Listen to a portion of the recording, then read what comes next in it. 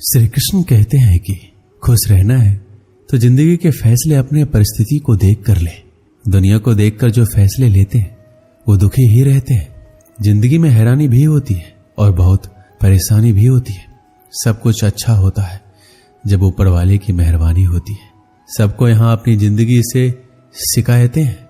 जिंदगी तो वही जीते हैं जो हर वक्त मुस्कुराते हैं। जीवन में दिखावा दुख देता है।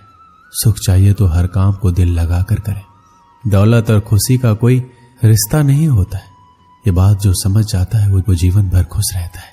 जब ख्वाबों के रास्ते जरूरतों की ओर मुड़ जाते हैं तब असल जिंदगी के मायने समझ में आते हैं। बातें अच्छी हर कोई कर लेता है परंतु अपने जीवन में अच्छे कार्य बहुत कम लोग करते हैं। जिंदगी का सबसे बेहतरीन हिस्सा वो होता है जिसे निस्वार्थ जिया गया हो। रुलाती है, हंसाती है, गिराती है, उठाती है, कभी दूर कभी पास अपनों के लाती है। ये जिंदगी हमें कितना कुछ सिखाती है। इस दुनिया में हर इंसान उस चीज के लिए रोता है जो उसके पास नहीं है। जब वो चीज उसके पास होती है तो उसका वो कद्र नहीं करता है। जितना गैरों से सतर्क रहते हो उतना ही अपनों से भी सतर्क रहना चाहिए, क्योंकि सबसे ज्यादा धोखा अपने ही देते हैं। यही जीवन की सच्चाई है। 1 रुपए की औकात रखने वाले 1 लाख बताएंगे। ऐसे लोग सिर्फ आपका दिल दुखाएंगे। ऐसे लोगों से दूर रहना चाहिए। जिंदगी में कोई तब तक ही ईमानदार रहता है जब तक उसे बेईमानी का मौका नहीं मिलता है। अगर आप काबिल हैं तो आपके हिस्से में मुश्किलें जरूर आएंगी। ये मुश्किलें ही आपका ताकत बढ़ाएगी। बेवजह और बेसमय जो सोते हैं वो जिंदगी भर रोते हैं। उम्र भर बोझ उठाया कील ने और लोग तारीफ सिर्फ तस्वीर की करते हैं। ऐसा जिंदगी में भी होता है। अगर जिंदगी में सुकून चाहते हो तो फोकस काम पर करो, लोगों की बातों पर नहीं। जिन्हें खुद पर भरोसा नहीं होता है वो अक्सर भाग्य और दूसरों को दोष देते हैं। जिन्हें खुद पर भरोसा होता है वो सिर्फ कोशिश करते हैं। आज के दौर में छोटी सोच वालों की संख्या ज्यादा ही बढ़ रही है, जो दूसरों को सिर्फ नीचा ही दिखाने का प्रयास करते हैं। जीवन में जो गुरूर को दूर रखते हैं वही तरक्की के लिए तैयार होते हैं। जीवन में तभी कुछ पाओगे जब मुसीबत से नहीं घबराओगे। अपनी जिंदगी में यह हमेशा याद रखना कि आप कितने भी अच्छे हो, अगर बुरे लोग हैं तो आप गलत ही सीखेंगे। अगर आप कितने भी बुरे हैं और अच्छे लोगों का साथ है तो कुछ अच्छा ही सीखेंगे। जिंदगी का एक वसूल बना लो, किसी का दिल नहीं दुखाएंगे। सच कहता हूं, खुशियां तुम्हारी कदम चूमेगी। जिंदगी में जो जैसा मिले उसे वैसा ही अपना लो। रिश्ते निभाने आसान हो जाएंगे। कारण चाहे जो हो, यदि आप अपने जीवन में उदास हैं तो आप कभी भी अपने उद्देश्य या लक्ष्य को प्राप्त नहीं कर सकते। जो व्यक्ति दूसरों की निंदा करने लगता है या उसमें दोष निकालने लगता है वो अपने जीवन की कमियों और दोषों पर कभी ध्यान नहीं दे पाता है और उसके यही दोष उसकी असफलता का कारण बन जाते हैं। चिंता चिता के समान होती है जो जिंदा इंसान को जलाकर राख कर देती है। जीवन के उद्देश्य को पाने के लिए चिंतन करें, ना कि चिंता। दिखावा वही करते हैं जो अज्ञानी और अहंकारी होते हैं। यदि आपके अंदर अज्ञान और अहंकार है तो आप जीवन में कभी भी सफल नहीं हो सकते। तनाव में रहने से व्यक्ति अस्वस्थ हो जाता है और वह किसी कार्य को अच्छी तरह से नहीं कर पाता। जो लोग जीवन के उद्देश्य को जानते हैं वो लोग दूसरों को बताते नहीं हैं, और जो नहीं जानते वो दूसरों को बताते हैं। आपके जीवन का उद्देश्य क्या है? इस प्रश्न का उत्तर केवल आप स्वयं दे सकते हैं। और जिस दिन से आप इस प्रश्न का उत्तर ढूंढना शुरू कर दिया, समझ लीजिए आपने जीवन शुरू कर दिया। यदि आपने रामायण पढ़ा होगा तो आपको ज्ञात होगा कि भगवान राम एक राजा के पुत्र थे और उन्हें ईश्वर का अवतार माना जाता है। इसके बावजूद उनके जीवन में सुख और दुख दोनों था। यदि प्रभु श्री राम के जीवन में दुख ना होता तो मर्यादा पुरुषोत्तम श्री राम ना कहलाते। एक बात हमेशा याद रखें, इस पृथ्वी पर जो भी व्यक्ति आया है हर एक का जीवन सुख और दुख से भरा पड़ा है। श्री कृष्ण कहते हैं, जो बीत गया उसे आप नहीं बदल सकते और जो आने वाला है उसे आप जानते नहीं। इसलिए भूतकाल और भविष्य काल की चिंता छोड़ दे। आप आज जो कर्म करेंगे उसी का परिणाम आपको भविष्य में मिलेगा। आज में जीना सीखो और अपने समय का अधिकतम समय लक्ष्य के प्रति समर्पित करो। दूसरों में कमियां ढूंढना हमारी सबसे बुरी आदत है। इस आदत को छोड़ दें और खुद में कमियां ढूंढें और उनमें सुधार करें। खुद में किया गया सुधार आपके जीवन को पूरी तरह बदल देगा। आपकी क्षमता दिन दूनी और रात चौगुनी बढ़ेगी। जीवन में संकल्प लेना सीखें।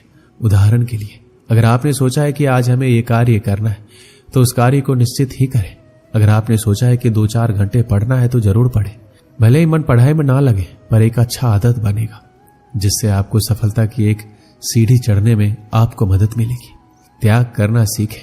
कई बार क्षणिक सुख के लिए हम अपनी कीमती वक्त बर्बाद करते। उदाहरण के लिए बुरी आदत है दोस्तों से ज्यादा समय तक फिजूल की बातें करना, ज्यादा देर तक टीवी या फिल्म देखना। कई बार जब हम पढ़ाई करते हैं तो ऐसे दोस्तों के साथ रहते हैं जो पढ़ाई में बाधा बनते हैं, उन्हें छोड़ नहीं पाते। जरूरतमंद की हमेशा मदद करें, उतनी मदद जरूर करें जितना आप कर सकते हैं। इस आदत की वजह से मन में सकारात्मक विचार आते हैं और हृदय प्रसन्न रहता है। इससे जीवन में आनंद और खुशी भर जाते हैं। खुश होकर जो भी कार्य करेंगे वो बेहतरीन होगा। जब आप फेल होते हैं तो आपका पूरा एक साल बर्बाद हो जाता है, और जब आप अपने जीवन में असफल होते हैं तो आपका पूरा जीवन बर्बाद हो जाता है। इसलिए समय का सही सदुपयोग करें। श्री कृष्ण कहते हैं, अपने कार्य को ईमानदारी पूर्वक करें, खुद से झूठ ना बोले। जो आप नहीं कर सकते उसे छोड़ दें, जो कर सकते हैं उसे बेहतरीन तरीके से करें। यही बात आपको सफल बनाएगी। समाज परिवार के डर से निर्णय ना लें। जब सफल होंगे तो सब आपकी तारीफ करेंगे। समस्या का समाधान ढूंढे, बहाना नहीं, क्योंकि असफल लोग ही सबसे अधिक बहाना ढूंढते और सफल लोग समाधान ढूंढते। अगर इस दुनिया में कोई भी काम जो आप दिल से करना चाहते हो तो उस काम को इस दुनिया में एक भी ऐसा इंसान है जो कर रहा है, तो आप भी खेल खेल में उस काम को कर सकते हो। गिरते रहो, भटकते रहो, सीखते रहो, लेकिन कभी हार मत मानो। जब लोग आपकी नकल करने लगे तो समझ लेना जिंदगी में सफल हो रहे हो। कमाओ, कमाते रहो और तब तक कमाओ जब तक महंगी चीज सस्ती ना लगने लगे। एक कक्षा में अध्यापक छात्रों को पढ़ा रहे थे। तभी कक्षा के दो छात्र आपस में झगड़ने लगे। उनका झगड़ा देखकर अध्यापक ने पूछा, क्या बात है, तुम दोनों ऐसे झगड़े क्यों कर रहे हो? एक छात्र बोला, सर ये मेरी बात नहीं सुन रहा है, बस अपनी बात पर अड़ा हुआ है। दूसरा छात्र बोला, सर मैं इसकी बात क्यों सुनूं, ये जो कह रहा है वो गलत है, ऐसे में इसकी बात सुनकर क्या फायदा। इसके बाद दोनों फिर से आपस में उलझ गए। दोनों की सुलह कराने अध्यापक ने उन्हें अपने पास बुलाए। दोनों छात्र अध्यापक की डेस्क के पास जाकर खड़े हो गए, एक डेस्क की ओर और दूसरा डेस्क की दूसरी ओर। अध्यापक ने डेस्क की दराज से गेंद निकाली और उसे डेस्क के बीचों बीच रख दिया।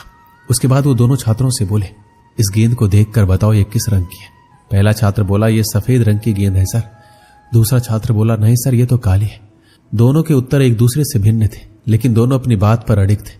दोनों में फिर तू मैं होने लगी। अध्यापक ने दोनों को शांत कर अपने स्थान बदलने को कहा। दोनों ने अपने स्थान बदल लिए। अध्यापक ने फिर वही प्रश्न दोहराया कि अब बताओ कि गेंद का रंग कौन सा है। इस बार दोनों के जवाब एक दूसरे से भिन्न थे। अब पहले छात्र ने कहा, सर गेंद काली है, और दूसरे ने कहा, सर गेंद सफेद है। लेकिन अब की बार वो अपने खुद के जवाब से हैरान भी थे।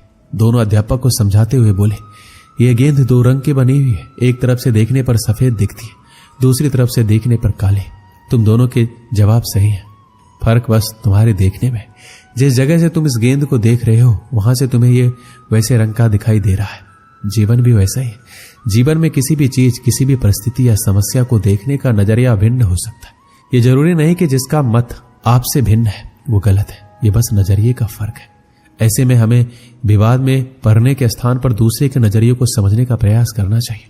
तभी हम किसी की बात बेहतर ढंग से समझ पाएंगे और अपनी बात बेहतर ढंग से समझा पाएंगे।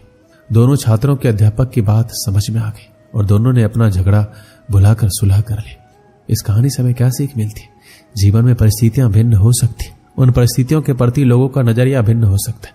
हम अक्सर किसी भी परिस्थिति को जाने बिना अपनी टिप्पणी दे देते हैं और अपनी बात पर अड़ जाते हैं। ऐसे में विवाद या बहस की स्थिति निर्मित होती है जो अंततः संबंध बिगाड़ने का कारण बन जाती है। इसलिए किसी भी बात पर अपनी टिप्पणी देने के पहले परिस्थिति या मामले की अच्छी तरह जानकारी ले लेनी चाहिए।